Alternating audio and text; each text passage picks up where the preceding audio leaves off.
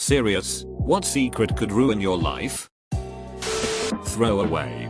I have literally fabricated my entire life and identity. I am not who I say I am, and my backstory is not the one anyone knows. At any moment, I could be revealed, and that terrifies me. I didn't expect to build a life for myself under this identity. It was never supposed to last. Now I'm stuck. When I was about 5 years old, my sister, 2 years old, and I were in the backyard in a kiddie pool. When my mom went inside, I attempted to drown my sister. After I saw her lifeless, I realized that it was a big mistake. Pulled her out of the pool and called for my mom. Luckily she knew CPR and she was life-flighted to the hospital. My mom thanked me for saving her, pulling her out of the pool. Next week was my birthday. The police, firefighters, paramedics came to my house to give me gifts and celebrate my birthday. To this day, 20 years later, I still think about it. I remember the day so vividly. Not a soul knows the real truth. I'm using a proxy to access websites that are blocked. I live in an Islamic country, so if the police find out about it, I could get arrested. I want to die. Not because anything bad has happened in my life, but because I am curious as to what would happen if I did it. I spend a lot of time learning about various regions' idea of what happens when you die, purely because of how curious I am. I have never been diagnosed with anything, and I doubt that I will ever heal myself ever to find out, but if I was ever told I was going to die, I probably wouldn't be too bothered about, because I get to find out all I have ever wanted to know. Where do we go when we die? My best friend had a girlfriend in a different state. They were dating for almost 2 years. We all were friends and talked, and after they broke up, we kept talking. We both came to realize we had feelings for each other. I had a cousin in the same state who I went to visit over spring break. We met up and ducked. He has no idea we ever talked, and if he ever did, I don't think he would speak to me anymore. There is a super high possibility that I have a child. A girl I was with, who turned out to be crazy. Lied about being on birth control. The times like up almost too good, and it looks kind of like me. Since then she has been married, and her husband seem happy together, so I've never worried about it. 2 years ago for 4 months I was an escort sugar baby. Money given to a mistress in my country is considered a gift and tax-free on her part. I needed the money badly. I hadn't eaten a proper 3 meals for a while and couldn't get work at all. My first week I made $2,000 for a weekend's work. I didn't hate it either. My main visitor was a nice enough person, and though a lot older than I was, he wasn't unattractive. It felt pretty empowering at the time too. I just had a weird breakup, in that he went to England and didn't tell me about it until he arrived. I figured after that, if people were so intent on screwing me over, I may as well make okay out of the deal too. It stopped because my grandfather passed away and I was asked to stay with my nana for a while to keep her company. It doesn't take long to lose contact with people. I don't regret it, I needed the money. Felt weirdly beautiful. And learned some things. But my field of study will most likely put me into work in a Catholic or otherwise religious school setting, and there aren't many men I imagine would be okay with that sort of past. I've slept with a lot of guys ranging from 20-75. My parents would trip because they are really conservative. Also, I'm 18 years old and a dude. I forged my high school transcripts to get into university. I can't even think about the consequences to my actions if anyone were to ever find out. I'm 3 weeks shy of graduating with a degree in biology.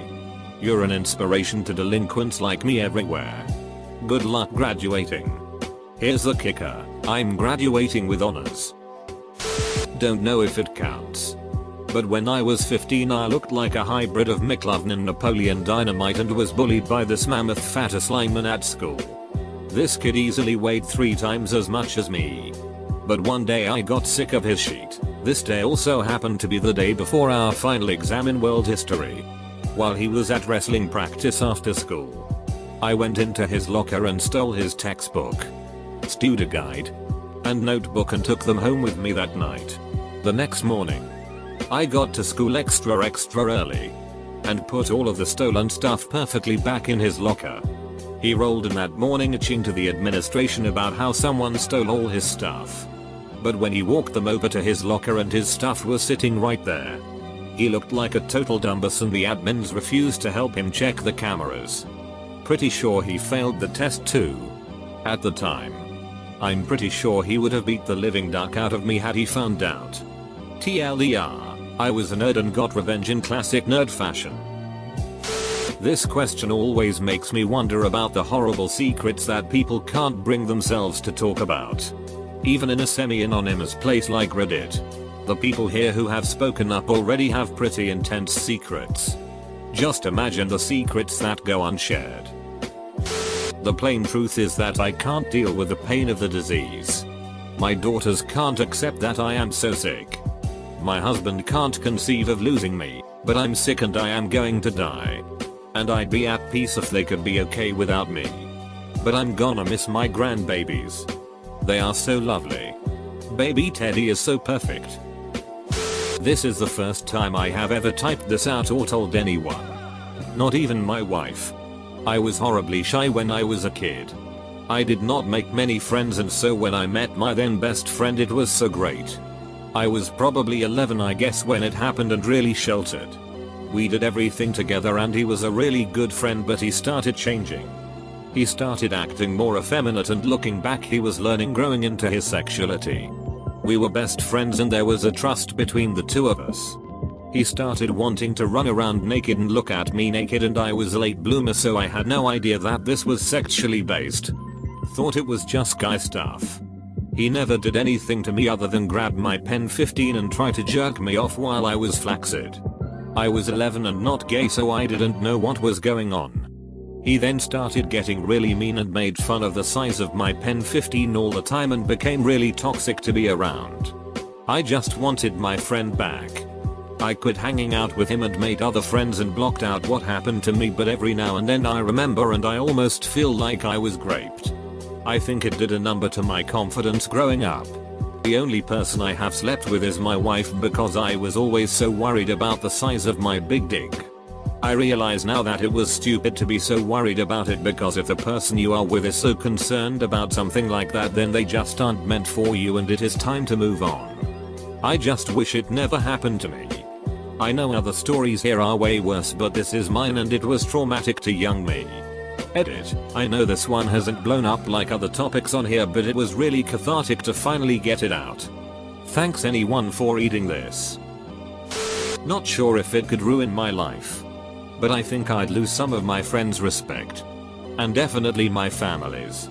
Which I find ridiculous. I felt, and still feel, my actions were justified. So I used to be bullied ever since I started going to school. I was big for my age. But I was considered a nerd and was also rather awkward. Still am but not so much. One day I just snapped. As it turned out that a friend I had had for 2.5 years, my only friend, was really just doing it as a sickbed game dare that the other students put him up to. After I found out they kept laughing at me and how I had believed I could ever have a friend. I waited until school was over and asked my mom to drop me off at the friend's house. As I knew he took the bus and would arrive later. I beat him near senseless and even though he begged me to stop I kept going. I never felt so good in my life. I also found the kid who had the idea. I got the friend to rat on him. And did something similar to him. Granted I still didn't have any friends. But you can bet not one of those scumbags dared laugh at me again. Teachers always said violence wasn't the answer. Well if they don't want things like these to happen they should get their shit together and do their job for once. Deal with the bullies. Especially when a child brings them proof that he is being bullied. I got tired of waiting and took matters into my own hands. Well guess what, it worked. I'm not attracted to my wife when she's high. She smokes weed up. And I'm fine with the fact she does. But I don't like the person she is when she's high. She's not as sharp. Is forgetful. Indecisive. And generally disconnected with the world. In other words. The exact opposite of the person I fell in love with. I don't mind that she likes feeling that way. But she wants to be that way all the time. Sometimes I'd like to feel like she wants to be around me and the family without having to be stoned. She's got a lot of anxiety issues. And a few other things that make living with her difficult. But those kinds of things I want to help her with and get through together. I don't feel like I can do that when she prefers lighting up over talking through stress. Edit. Thank you all for the support you've given. I didn't think I would get this much advice and conversation from this.